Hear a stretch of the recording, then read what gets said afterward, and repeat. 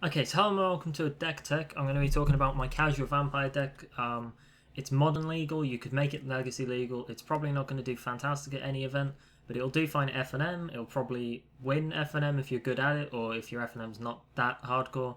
But it's definitely a strong deck, and I don't think it's ever going to be on like the tiered list, but I would personally rate it at about tier 2.5. It can take down an unsuspecting FNM, it could take down a prepared FNM, but it's probably not going to do that well against top tier decks.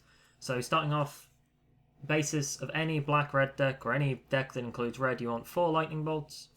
It lets you stop any sort of creatures that bother you. It lets you have up to 12 points of reach to the face, and it means that you have the versatility of choosing between whether you want to kill their stuff, finish it off, like if they block, they have like 6 toughness, they block, they lose a couple, finish it off. The next card is Bloodghast. He is a vampire spirit, he costs double black, and he can apply constant pressure to your opponent, and even if they block him and kill him, or even if they use a removal spell on him, just play a land and he comes straight back. And if your opponent is low on health, possibly thanks to the lightning bolts, he has haste, so you can apply the pressure even better without a turn of delays. The next card is probably the biggest reason to play a heavy black deck in Modern. It's Gatekeeper of Malakir. He's 2 mana for a 2-2, which is about average value, not very good for Modern compared to a 4-5 Tarmogoyf for 2 mana.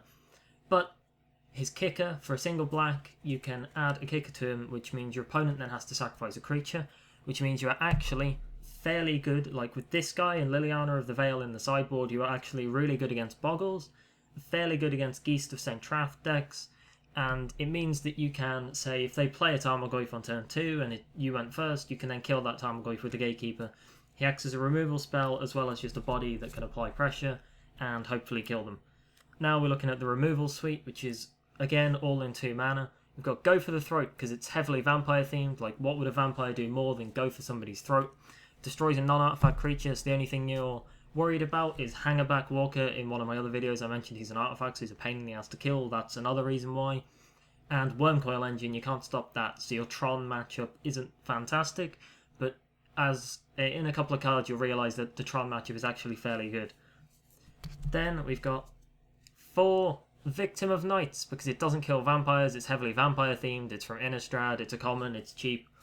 It's a fantastic card. It's a 2 mana to kill pretty much anything in the format. Like, the only thing that this doesn't kill that might be relevant is Vampire Nighthawk, Huntmaster of the Fells, and maybe some zombie cards. Maybe Lifebane Zombie makes a jump out in some sort of Jund or Junk deck that you're worried about. Something like that. But for the most part, that should be fine.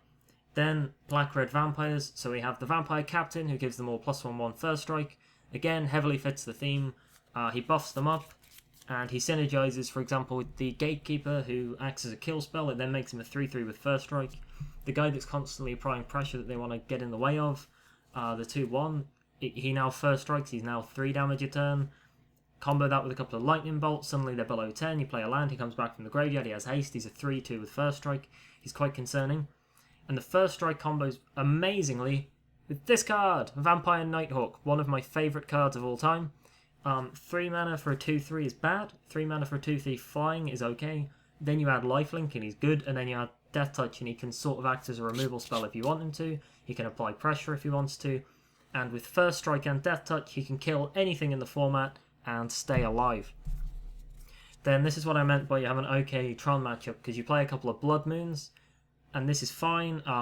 Not only because it fits the vampire theme, because it's a moon turning to blood, but it's also pretty good for your deck, because you're just in black-red and it's heavily black, so all you ever need is about 1 mountain out on the field, for maybe a Lightning Bolt, maybe a Blood Moon, and maybe one of the split-cost vampires like the Captain or Olivia of Aldaran or whatever, but you don't need that much red. So you turning everything into a mountain when you've got a pile of swamps and a couple of shocklands, that's okay for you. It doesn't impact you as much as, say, destroying Tron's game plan or making a junk deck have a bunch of mountains that it can't even use. Then we play 4, I know they're bad, but they're really fun if they get going. Bloodline Keeper. He is the guy he's the 4-drop that dies to Lightning Bolt with absolutely no benefit to you whatsoever, but if he sticks around for maybe 1 or 2 turns and you can tap him to spawn a 2-2 vampire, or you pay the black mana if you have enough vampires. We do have a lot of vampires, it's a vampire deck.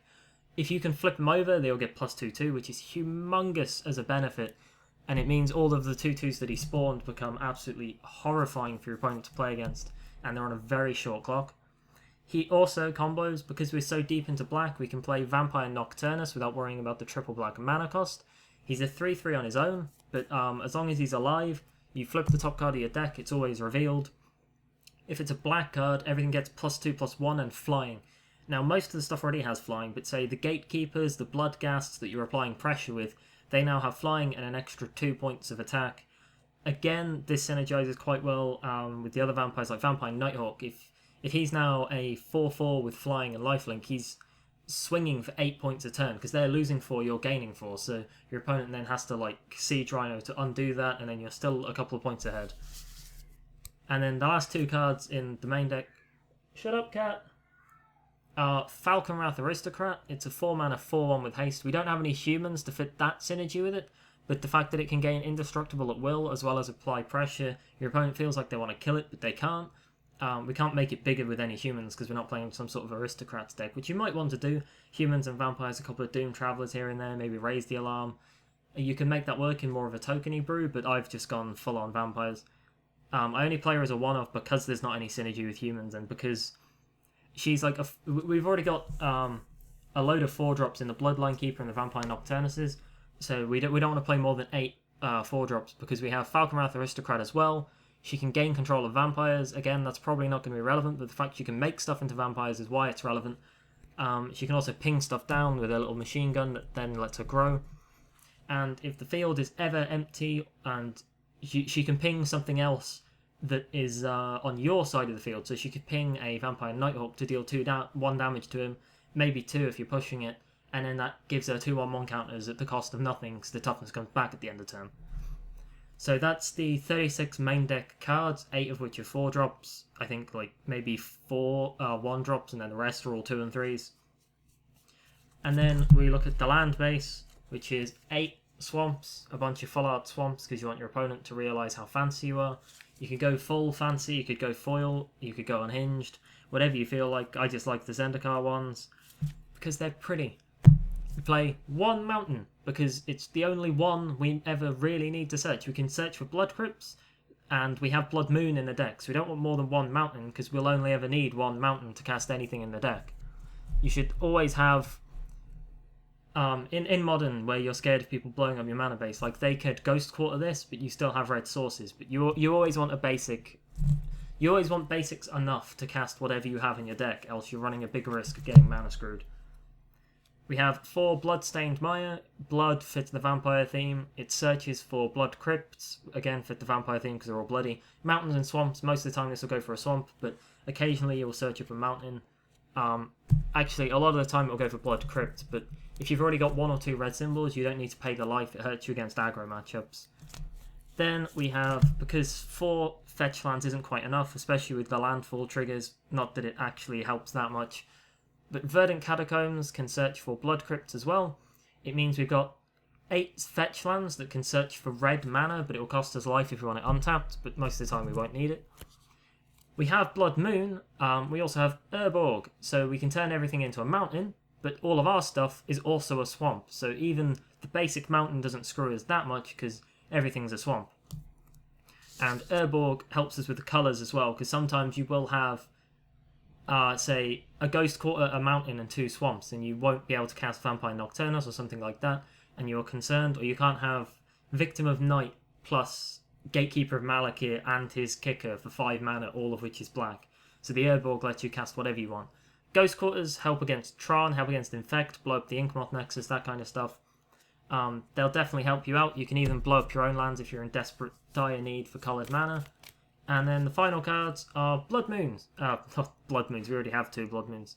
You could run 6 Blood Moons if you want, but you'll probably get shouted at if anyone notices. They probably won't, because you don't need to cast more than 1 Blood Moon at a time.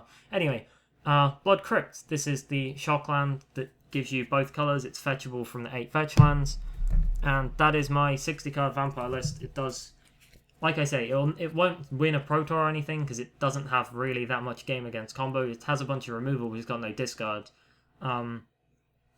You can take this idea of a list. I'm going to have a deck list in the description below, but you can do whatever you want to this. Like, this isn't set in stone. You could do something with Stormkirk Nobles, and make it way more aggro based rather than having all the 4-drops that are really greedy that I like to play, because I like to play really greedy with the vampires. But thank you guys for watching this video. Like and dislike as you see fit. Leave me a comment below, and I'll see you guys in the next video. Bye!